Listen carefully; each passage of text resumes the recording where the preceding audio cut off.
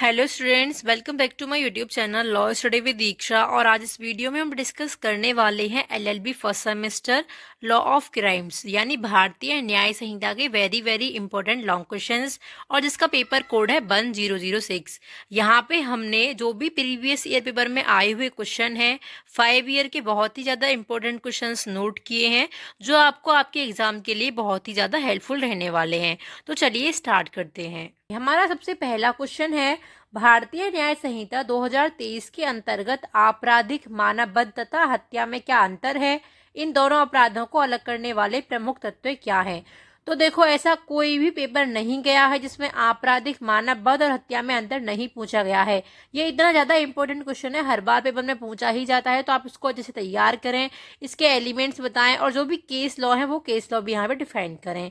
उसके बाद हमारा सेकेंड क्वेश्चन है, आपराधिक विधि के अंतर्गत अपराध के विभिन्न चरण कौन कौन से हैं? आपराधिक विधि प्रत्येक चरण को दायित्व तथा दंड के संदर्भ में कैसे संबोधित करता है? तो देखो, यहाँ पे आपको जो भी स्टेजेस होते हैं किसी भी क्राइम के, वो यहाँ पे आपको अच्छे से डिफाइन करने हैं।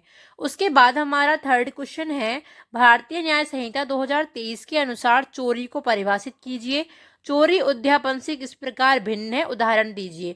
तो देखो, जो चोरी है ये कई बार पेपर में आया है, हर बार पूछा ही जाता है, तो बहुत ज़्यादा इंपॉर्टेंट है, आप इसको अच्छे से तैयार करें, लॉन्ग क्वेश्चंस के लिए बहुत ही ज़्यादा इंपॉर्टेंट। उसके बाद हमारा फोर्थ क्वेश्चन है, अपराध की परिभाषा दीजिए, अपराध के आवश्यक तत्व स्पष्ट कीजिए।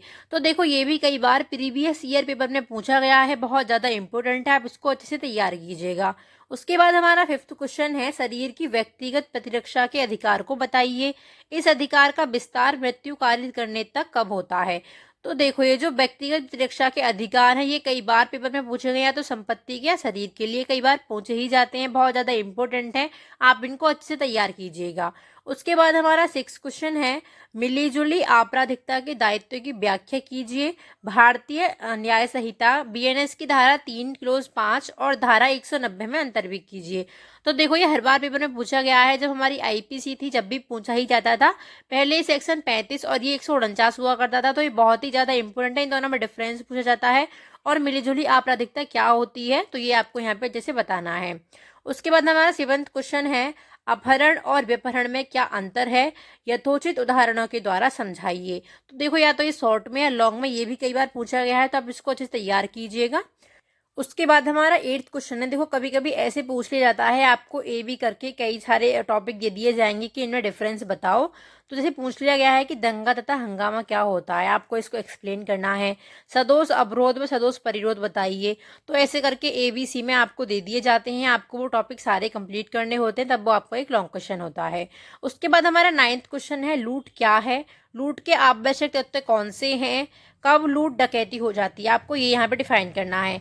तो देखो, चोरी, लूट या डकैती, इन तीनों में से जरूर ही एक पूछा जाता है, लेकिन चोरी बहुत ही ज़्यादा इंपॉर्टेंट है, तो आप उसको अच्छे से तैयार कीजिएगा। उसके बाद हमारा 10th क्वेश्चन है, तथ्य की भूल क्या है या विधि की भूल? तो देखो, तथ्य की भूल या विधि की भूल, ये आपका शॉर्ट में या वेरी शॉर्ट में भी पूछा जा सकता है, तो ये बहुत ज़्यादा इंपॉर्टेंट है ये क्वेश्चन भी, तो आप इसको अच्छे से तैयार कीजिएगा। तो ये थे हमारे very very important long questions. अगर आपको वीडियो अच्छी लगी हो तो वीडियो को लाइक करें, ज़्यादा से ज़्यादा शेयर करें, और इसी तरह की वीडियोस पाने के लिए चैनल को सब्सक्राइब ज़रूर कर लें। मिलते हैं नेक्स्ट वीडियो में।